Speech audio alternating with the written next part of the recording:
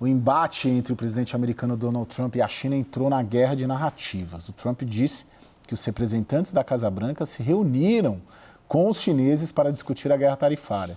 E o governo de Pequim disse que não. Confira. Trump afirmou que representantes da Casa Branca têm mantido conversas com a China para resolver a guerra comercial, mas não quis dar detalhes sobre quem eram os chineses. Well, they had a meeting this morning, so I can't tell you. It doesn't matter who they is. We may reveal it later, but they had meetings this morning, and we've been meeting with China. Além do presidente, um oficial da Casa Branca disse que nesta semana ocorreram conversas presenciais de menor escalão e ainda um telefonema entre funcionários dos governos dos Estados Unidos e da China. Do outro lado do mundo, a informação vai na direção oposta. O governo de Pequim afirma que qualquer menção a supostas reuniões com os Estados Unidos é mentirosa. 这些都是假消息。据我了解，中美双方并没有就关税问题进行磋商或谈判。 As declarações conflitantes evidenciam as incertezas da atual guerra comercial, com impactos negativos sentidos pelos dois lados. Empresas americanas enfrentam altos custos de importação, enquanto os exportadores da China estão pressionados pela queda na demanda dos Estados Unidos. O presidente americano e o secretário do Tesouro, Scott Bessent, indicaram nesta semana que pode haver uma redução nas tensões com a China. Segundo a agência de notícias Reuters, especialistas chineses que assessoram o governo veem a retórica de Trump como uma forma de ceder à pressão interna dos Estados Unidos, em meio à queda de sua aprovação nas pesquisas, e uma tentativa de dominar os mercados. Os assessores acreditam que Pequim está em vantagem e não tem pressa em fechar um acordo com Donald Trump. Zé Pimenta, de um lado tem um presidente americano acostumado a mentir e do outro lado tem uma ditadura chinesa não acostumada à transparência. Em quem que nós acreditamos? Caio, a gente começa a entrar numa atual situação, né, da guerra comercial e do tarifaço do Trump, uma guerra de narrativas, né? Tudo isso é fruto muito das previsões, né, do FMI, muito de algumas revisões que estão sendo feitas. A previsão de crescimento do PIB mundial foi revista de 3,3% para 2,8%. Né? A própria economia norte-americana também revista para baixo em termos de crescimento, saindo de 2,8% para 1,7%, na casa de 1,7%. Enfim, retração também possível do comércio internacional. E quando a gente olha para a China e Estados Unidos, ambos representando 41% do PIB global e 40% do comércio internacional, ninguém quer mostrar aí, eventualmente, fraqueza em termos de negociação. Né? Mas a questão principal é que os dois estão sofrendo. Né? A gente sabe que os Estados Unidos estão entrando numa fase muito crítica de pressão interna, né, da sua economia. Nós sabemos que 80% dos serviços norte-americanos estão sim ligados a produtos de competitividade que vêm, sobretudo, advindos do Sudeste Asiático e principalmente da China. E você tem uma pressão de empresas de diversos setores no Trump, no governo federal. Né, fazendo pressão, você vê que algumas empresas têm feito tanta pressão que ele tem voltado atrás em algumas medidas tarifárias específicas, pontuais, como é o caso de eletroeletrônicos. Né? Então, você começa a ter, de alguma forma, essa guerra de narrativas em sentido escalonado. A China se aproveitando também disso para efetuar compras de diversos produtos, sobretudo os agrícolas, de outros fornecedores, notadamente o Brasil, que bateu o recorde de exportação de soja já nesse trimestre para a China. Então, cada um, de alguma forma, está tentando conter os seus anseios internos, os seus problemas internos e também olhar para como essa relação, que é uma relação imbrincada, uma relação muito específica do comércio internacional, quais vão ser os próximos capítulos disso. Em quem acreditar é uma pergunta difícil, mas o fato é que ambos devem sim estar conversando ou pelo menos trocando algum tipo de percepção do que pode ser feito. Várias declarações nesse sentido, né, têm acontecido do ponto de vista norte-americano, né, não só do Trump, mas de outras pessoas do governo norte-americano também, mas o fato é que a guerra ainda continua quente, escalonada e as tarifas estão elevadas. Orival. Acho que para a China esse conflito tem um aspecto político e geopolítico que a China está contemplando com mais intensidade do que o Donald Trump. A China tem um governo estruturado, né, em que as funções são claras e é bastante hierárquico, é bastante vertical, mas é um governo organizado, diferentemente do Trump, que é um governo de uma pessoa só e cujo estilo é o de um reality show, né, de trazer todos os dias novidades. Então, stop Putin, né, pare de bombardear, aí, enfim, todos os dias mantém um suspense, né, mantém a plateia ocupada, né. É um circo o governo do Trump, não no sentido pejorativo, mas no sentido de ser um espetáculo, né.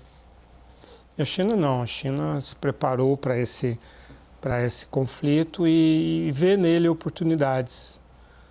Não desejou, porque economicamente é ruim, mas vê oportunidades de afirmar a sua confiabilidade, né, e o seu poder perante outros aliados, né, aproximando-se do Canadá, aproximando-se da Europa, do Japão, da Coreia do Sul, de quem é importante para ela, né, e construindo bastante em cima disso e aproveitando a incoerência, a inconsistência do Trump. Estão fazendo questão de desmentir o Trump, desautorizá-lo, dizer, não estamos negociando. Você falou que nós estamos negociando? Não, a gente não está, não. E hoje está reafirmando isso. Já é sexta-feira de manhã, eu chequei a imprensa chinesa e eles estão redobrando a aposta e dizendo não estamos negociando, só vamos negociar quando o Trump retirar essas tarifas de 145% que impôs sobre nós. Essas tarifas não são justas, são arbitrárias, isso é uma imposição que nós não vamos aceitar. Então aí tem uma posição também de orgulho nacional que está tendo muito apoio na China internamente. A arrogância do Donald Trump pisou no calo dos chineses. E Xi Jinping está capitalizando em cima disso e sabe que não pode ser humilhado pelos Estados Unidos. Então o Trump vai ter que esperar. Agora, não só os chineses, os canadenses, os europeus, tá todo mundo, os mexicanos, né? Tá todo mundo dizendo não, né? Para cima da gente não. Né? Agora, Thaís, os mercados não estão reagindo, pelo menos hoje, o Bovespa subiu, o dólar caiu, de alguma maneira o mercado não está lendo, que tem acordo à vista? Não está, mas assim, a grande boa notícia dos últimos dias é que não piorou. O Trump, ele ensaiou um recuo, não conseguiu manter o recuo, porque a China, ele disse, olha, há 2, 3 dias, eu já nem sei, porque a cada 6 horas ele muda de opinião. O secretário do Tesouro dele sinaliza para um grupo de investidores que eles iam rever, porque era insustentável. O Trump dá mais uma sinalização, e aí os mercados vão vendo. Então, assim, ele tenta recuar, não consegue, até porque encontra o muro da China, que fala, não, amigão, assim não vai acontecer. Mas ele também não aciona a piora. Então, só o fato de não acionar a piora, os mercados já perderam tanto, e no caso dos mercados americanos, eu não canso de dizer isso, né? Os americanos investem a sua poupança na economia real, financiando as empresas através do mercado de capitais. É diferente da gente aqui que compra título público, né? O americano bota a sua poupança. Então, não foram as empresas que perderam, ou os grandes investidores institucionais, foram os americanos que perderam, né, a sua poupança. Então, quando isso acontece, chega uma hora que tem uma exaustão. E aí, quem tem apetite de risco se posiciona e melhora um pouco o indicador. Mas a posição do mercado hoje é tentar agora não mais precificar o caos do que pode sair da cabeça do Trump, mas o caos que ele vai gerar na economia como um todo. Ô, Pimenta, você tem notado a China sem pressa? Não é assim, a China não está com pressa de fazer um acordo. E o Trump está. E é isso que deve se desenrolar nos próximos dias? A tendência é que sim, Caio. Porque o que tem acontecido cada vez mais é uma pressão. Eu vou chamar a atenção de novo para isso, porque eu acho que é importante os analistas, enfim, o próprio setor privado. O setor privado, como um todo, gosta de previsibilidade. O empresário quer previsibilidade. Ninguém faz investimento, planeja investimento pensando em 1, 2, 3 anos. A gente está falando de investimentos bilionários, muitas vezes de multinacionais, da casa de 10 anos, 15 anos, 20 anos, como a gente vê pelas ondas de internacionalização da economia global ao longo do século XX e também XXI. Então, quando você tem esse tipo de pressa e essa dúbia narrativa que está acontecendo, eu costumo olhar muito mais, tendo a olhar muito mais para uma certa necessidade de resposta à economia real, como a Thaís bem disse, para os Estados Unidos da América. A gente está falando de uma população aí, quase metade da população está altamente endividada, um país que 80% é concentrado em serviços, como eu já disse, e importação de produtos baratos que vão ser distribuídos num país de dimensões continentais. Então, já se acostumou, e não é de hoje, isso já vem mais de 30, 40, 50 anos, a se viver dessa forma. Produtos relativamente baratos em relação ao custo de vida. Isso tem mudado. Inflação alterou isso muito nos últimos anos. E agora uma tarifa de 145%, né, e outras de 25% para os seus principais parceiros comerciais, notadamente Canadá, México e também a China, no caso aí 145%, isso mexe com a economia, porque tarifa é imposto na veia e prejudica, a despeito, né, e ao contrário do que o Trump fala, prejudica a população. Quem paga por isso é o importador e a população. Então noto sim uma China, não diria tranquila, mas paciente, como sempre foi no mundo das relações internacionais. O próprio Xi Jinping deu declarações, né? Estamos aí há 5 mil anos, vamos ficar por mais 5 mil. E essa ideia de paciência, de jogo de xadrez, ele tem conduzido muito bem.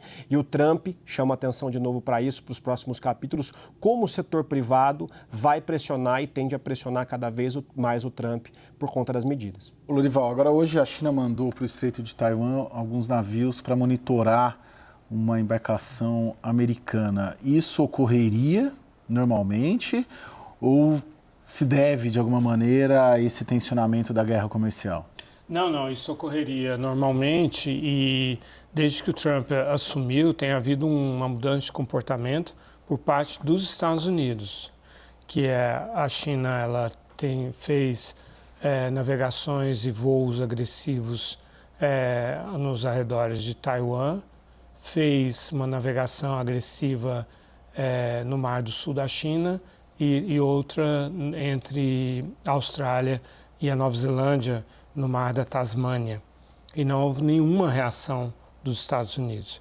E sempre havia reações do Pentágono ou do Conselho de Segurança Nacional na Casa Branca, de repúdio e de advertência para não fazer isso e tal. E esse absoluto silêncio dos Estados Unidos frente a essas navegações e voos agressivos acabaram servindo de... a China estava testando os Estados Unidos de Trump e a hipótese dela foi confirmada, de que os Estados Unidos estão se desengajando, né, dessa região toda, e isso é consistente com o discurso do Trump. Então, isso é mais um incentivo para a China levar adiante seus projetos de projeção em todo a Ásia-Pacífico e o Indo-Pacífico e também de anexar Taiwan num futuro breve. Caio, eu posso só fazer um complemento aqui do ponto de vista econômico? É muito rápido, porque eu sei que a gente já... O Whirlpool, que é aqui no Brasil dona da Brastemp, da Consul, apresentou seu resultado de primeiro trimestre nos Estados Unidos. Está em temporada de apresentação de balanço.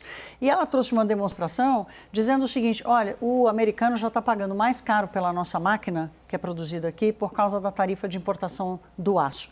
Então, as empresas estão reagindo. A pressão não é só da China, a pressão também vem de dentro. E de dentro, hoje saiu uma pesquisa, inclusive, né? Isso, que a taxa de desaprovação continua maior do que a aprovação ao Trump.